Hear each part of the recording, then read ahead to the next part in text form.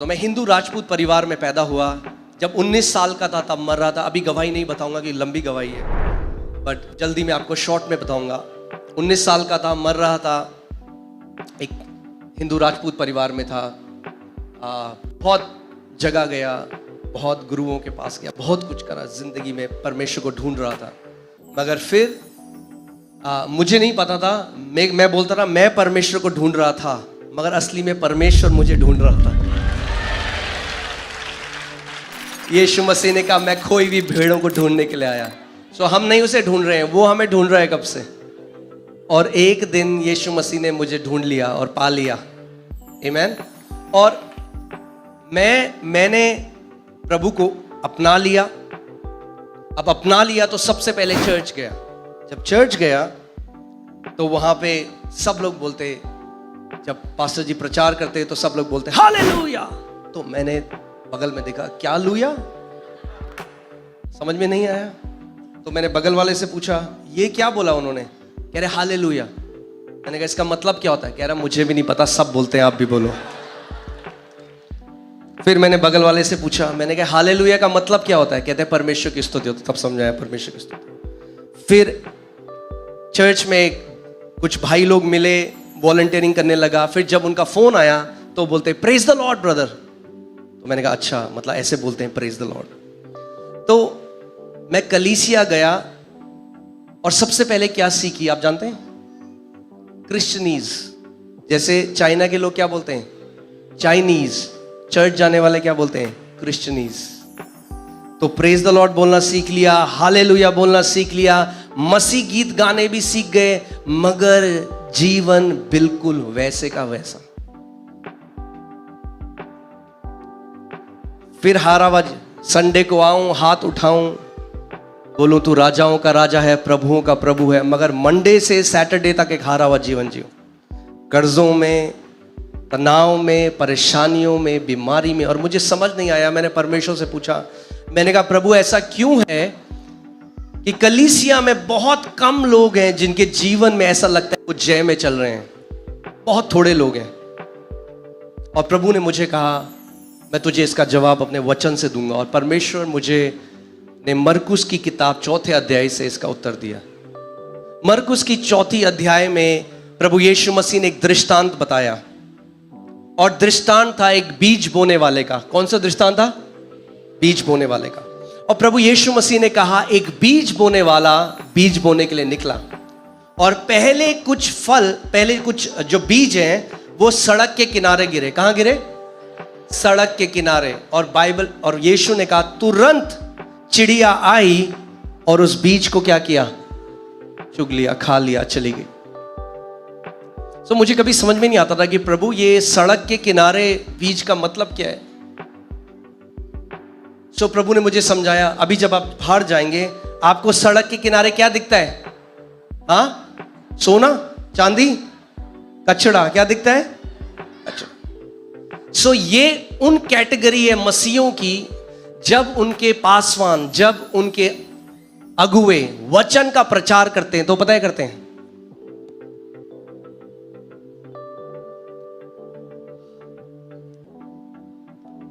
वो वचन को कचरे की तरह लेते हैं। वो इंतजार कर रहे हैं पास्टर बंद करे तो लास्ट में हम आए, पास्टर जी। गलत तो नहीं कह रहा। बहुत सारे मसीह लोग हैं वो वचन को आदर नहीं देते, और जब वो कलीसिया आते हैं तो वचन जो उनके हृदय में पड़ता है, जो कैसी भूमि को दर्शाता है, सड़क के किनारे।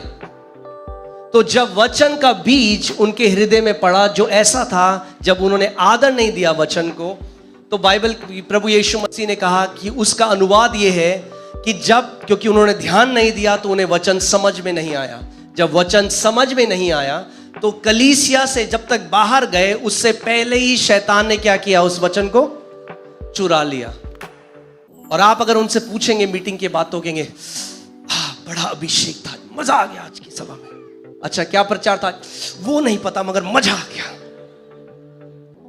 तो हर संडे वो ऐसा मजा तो लेते हैं मगर जीवन बदलता नहीं है। सारे गाने आते हैं, मसीह गाने आते हैं, हालेलुया प्रेज द लॉर्ड बोलते हैं, सारे गीत गाते हैं, चर्च में वॉलंटियरिंग भी करते हैं, कई बारी मैं भी करता था।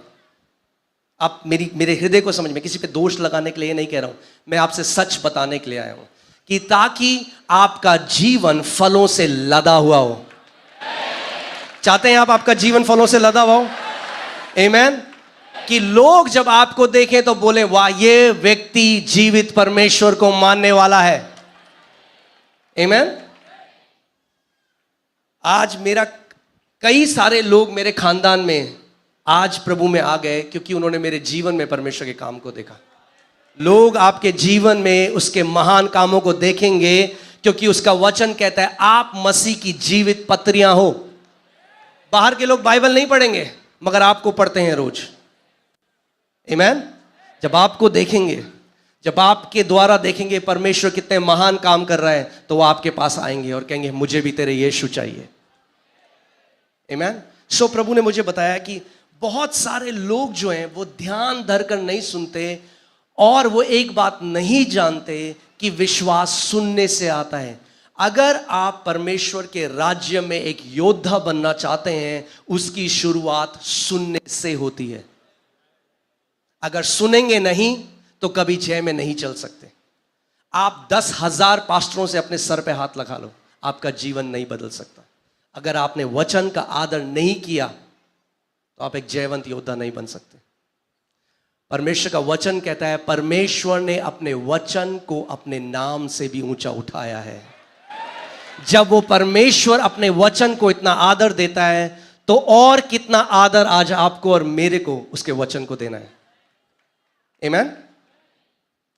आप जानते हैं मैं अपनी कलीसिया में वर्शिप लीडर था। मैं आपको तब की बात बता रहा हूं।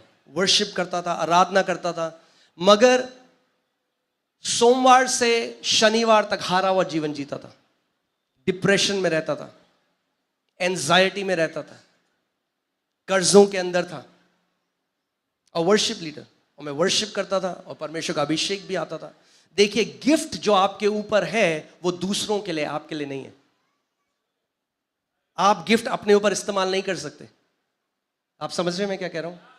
अपने ऊपर एक ही चीज काम करेगी, वो है विश्वास। अपनी चंगाई आप कैसे ले सकते हैं? विश्वास से। अपना छुटकारा आप कैसे ले सकते हैं?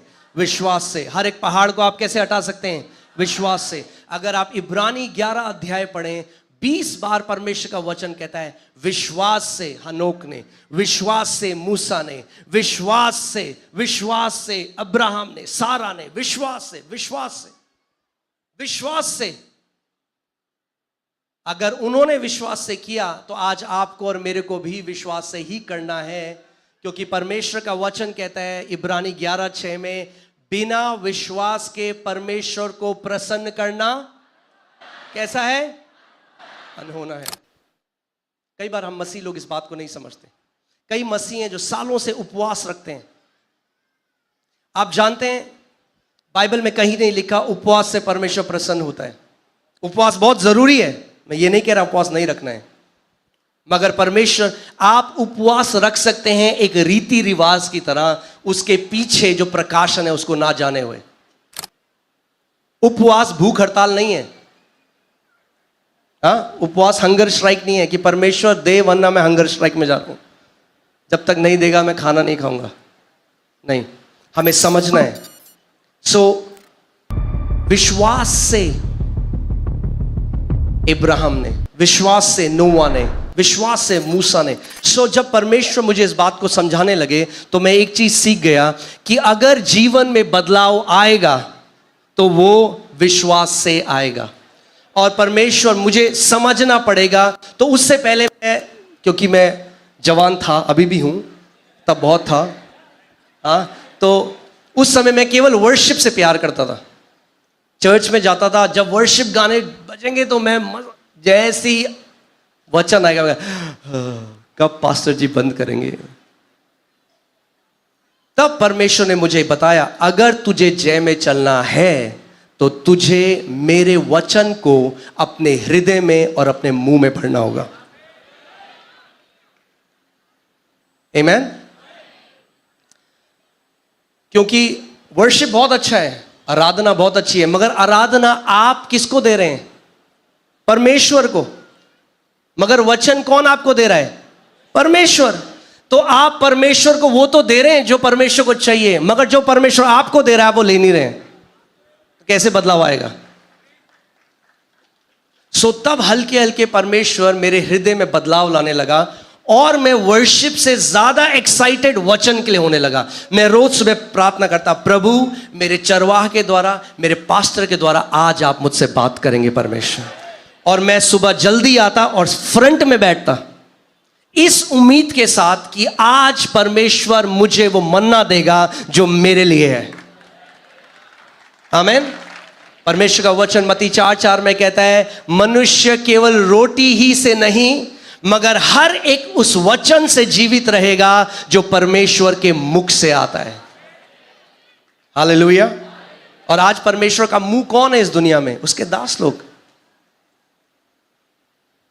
आमीन।